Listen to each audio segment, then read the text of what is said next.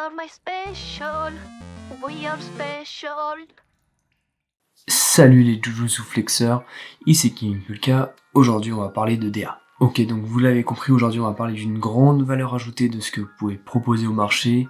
C'est un peu comme un super pouvoir dans les films, hein. Donc, du coup chaque héros a son super pouvoir différent, chacun est unique, blabla, tout ce que vous voulez. Même si dans la mode c'est un peu près pareil, même si en fait la mode c'est plutôt interdit d'être chiant, voilà. Plus t'es chiant, plus tu passes à côté de la trappe. Et tu peux même carrément proposer des trucs assez sympas en fait si t'es vraiment trop chiant, et bah ça marchera pas. Et donc petite anecdote aussi hein, d'ailleurs, quand on m'avait proposé un manga Jujutsu Kaisen ça s'appelle. Bref et bah là c'est pareil en fait, hein, du coup tous ceux qui ont des super pouvoirs trop stylés ou en fait ils font une expansion de domaine. Donc en gros qui est le reflet de leur âme, bref de leur style en gros. Et bah c'est très simple, mais tous les persos secondaires, bah l'ont pas, voilà. C'est tous les meilleurs persos qui ont le droit à leur expansion de domaine.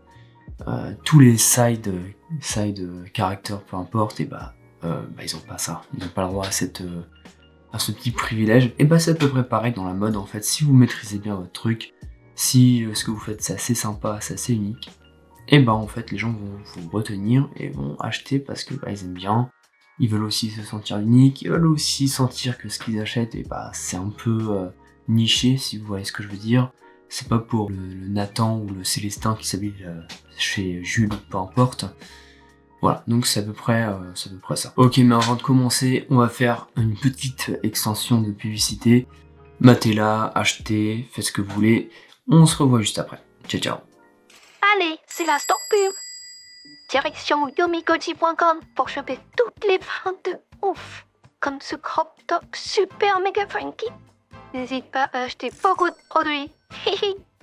Pour les plus courageux, des patrons seront disponibles pour créer des pièces de malade mentale. Pas besoin d'être un héros pour participer à nos concours sur Instagram. Likez et commentez pour remporter des fringues de folie. Oh là là les copains, l'horloge tourne. Allez, je me tire. Gros bisous les good kicks. Ok, donc une bonne DA, c'est à peu près ce qui relie votre âme à ce que vous faites avec vos mains. C'est possible aussi de carrément en fait envoyer une image en fait de sa maison sur soi-même. Hein. Je vous donne un petit exemple de Rick Owens là, qui est un peu le dark mode de la mode. Et aussi avec sa femme, je sais pas d'où elle vient, mais je sais pas si elle prend des médocs ou du crack, mais globalement c'est ça colle bien en fait, ça colle bien avec ce qu'il fait parce que du coup c'est du 1 sur 1, c'est vraiment tu peux pas te tromper, tu te montres à n'importe quel guignol dans la mode, ok bah tu vois t'as ça comme produit, t'as cette maison et t'as ce créateur, mets-les-moi dans l'ordre, qui fait quoi, je vous garantis que tout le monde mettra Rick Owens là où il faut. Donc c'est à peu près pareil en fait pour vous, hein, si vous voulez être à peu près correct avec ce que vous faites, va falloir en fait faire une petite triplette, hein. Avoir une DA unique, on va dire une image de soi-même unique, et aussi des produits uniques. Pour mon cas c'est un moyennement validé en fait, hein. Les produits sont uniques, la DA aussi.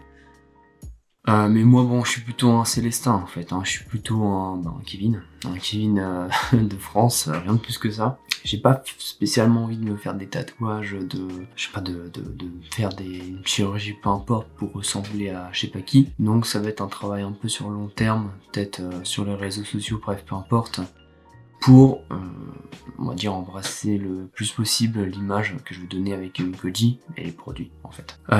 Donc si vous l'avez bien compris, ça va être assez compliqué pour ceux qui ont envie de faire de la maille rapide, parce que créer une bonne DA, créer de bons produits, ça prend beaucoup de temps, ça prend beaucoup d'amour, et bah généralement les gens qui veulent lancer leur marque, comme on dit, pour se faire de la maille, bah généralement ça fait une collection floquée ou je ne sais quoi, et après bon ça abandonne en fait, hein.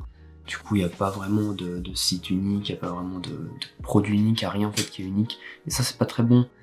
Donc, c'est pas une vidéo qui parle à ce genre de personnes.